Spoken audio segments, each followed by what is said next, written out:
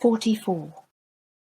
The fourth principle, the acceptance of the relation between religion and science. November 12th. 4 Avenue de Camoins, Paris. I have spoken to you of some of the principles of Baha'u'llah, the search after truth and the unity of mankind.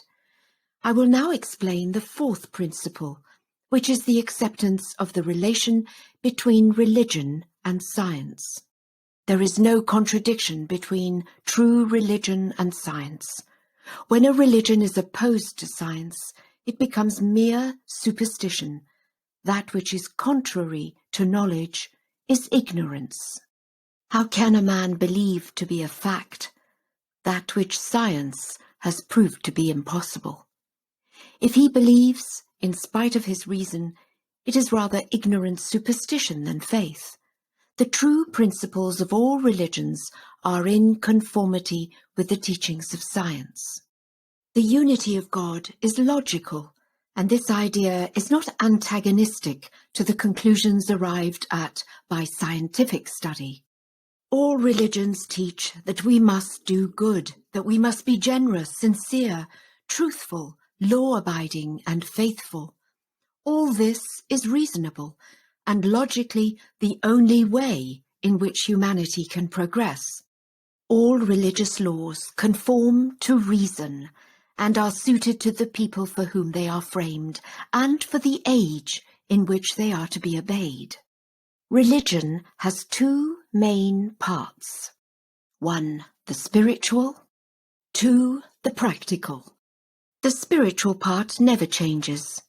All the manifestations of God and his prophets have taught the same truths and given the same spiritual law. They all teach the one code of morality. There is no division in the truth. The sun has sent forth many rays to illumine human intelligence. The light is always the same. The practical part of religion deals with exterior forms and ceremonies and with modes of punishment for certain offences. This is the material side of the law and guides the customs and manners of the people. In the time of Moses, there were 10 crimes punishable by death. When Christ came, this was changed. The old axiom, an eye for an eye and a tooth for a tooth, was converted into love your enemies, do good to them that hate you. The stern old law being changed into one of love, mercy, and forbearance. In the former days, the punishment for theft was the cutting off of the right hand. In our time, this law could not be so applied. In this age, a man who curses his father is allowed to live, when formerly he would have been put to death. It is therefore evident that whilst the spiritual law never alters, the practical rules must change their application with the necessities of the time. The spiritual aspect of religion is the greater, the more important of the two, and this is the same for all time. It never changes.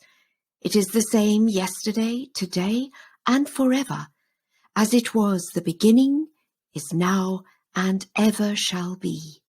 Now all questions of morality contained in the spiritual, immutable law of every religion are logically right.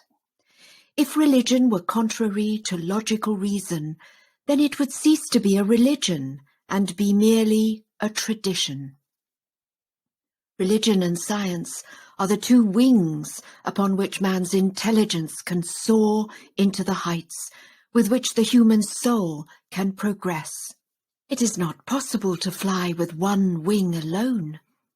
Should a man try to fly with the wing of religion alone, he would quickly fall into the quagmire of superstition, whilst on the other hand, with the wing of science alone, he would also make no progress, but fall into the despairing slough of materialism.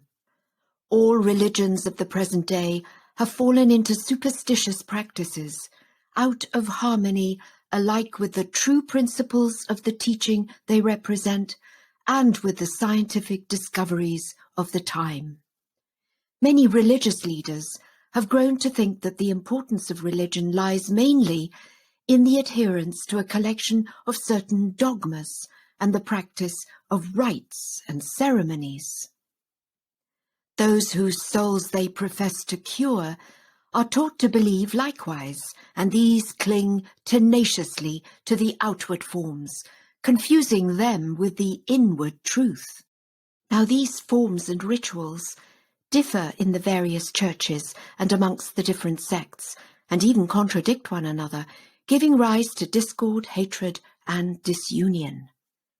The outcome of all this dissension is the belief of many cultured men that religion and science are contradictory terms, that religion needs no powers of reflection and should in no wise be regulated by science, but must of necessity be opposed the one to the other.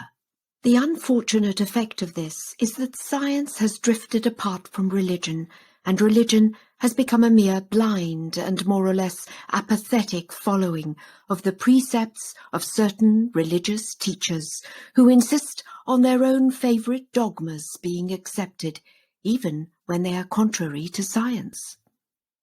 This is foolishness, for it is quite evident that science is the light, and being so, religion, truly so called, does not oppose knowledge. We are familiar with the phrases light and darkness, religion and science. But the religion which does not walk hand in hand with science is itself in the darkness of superstition and ignorance. Much of the discord and disunion of the world is created by these man-made oppositions and contradictions. If religion were in harmony with science, and they walked together, much of the hatred and bitterness now bringing misery to the human race would be at an end. Consider what it is that singles man out from among created beings and makes of him a creature apart. Is it not his reasoning power, his intelligence? Shall he not make use of these in his study of religion? I say unto you, weigh carefully in the balance of reason and science everything that is presented to you as religion. If it passes this test, then accept it, for it is truth. If, however, it does not so conform, then reject it, for it is ignorance. Look around and see how the world of today is drowned in superstition and outward forms. Some worship the product of their own imagination. They make for themselves an imaginary God and adore this, when the creation of their finite minds cannot be the infinite mighty maker of all things visible and invisible. Others worship the sun or trees, also stones. In past ages, there were those who adored the sea, the clouds, and even clay.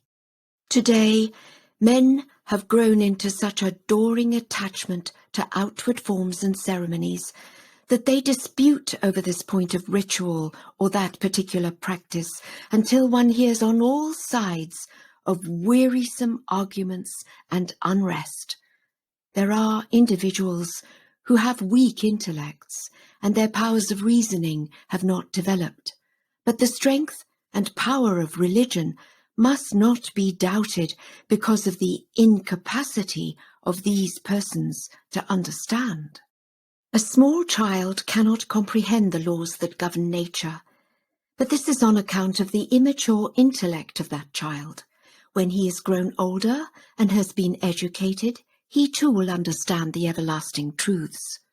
A child does not grasp the fact that the earth revolves round the sun, but when his intelligence is awakened, the fact is clear and plain to him. It is impossible for religion to be contrary to science, even though some intellects are too weak or too immature to understand truth. God made religion and science to be the measure, as it were, of our understanding. Take heed that you neglect not such a wonderful power. Weigh all things in this balance. To him who has the power of comprehension, religion is like an open book. But how can it be possible for a man devoid of reason and intellectuality to understand the divine realities of God? Put all your beliefs into harmony with science. There can be no opposition, for truth is one. When religion, shorn of its superstitions, traditions, and unintelligent dogmas, shows its conformity with science, then will there be a great unifying cleansing force in the world, which will sweep before it all wars, disagreements, discords, and struggles. And then will mankind be united in the power of the love of God.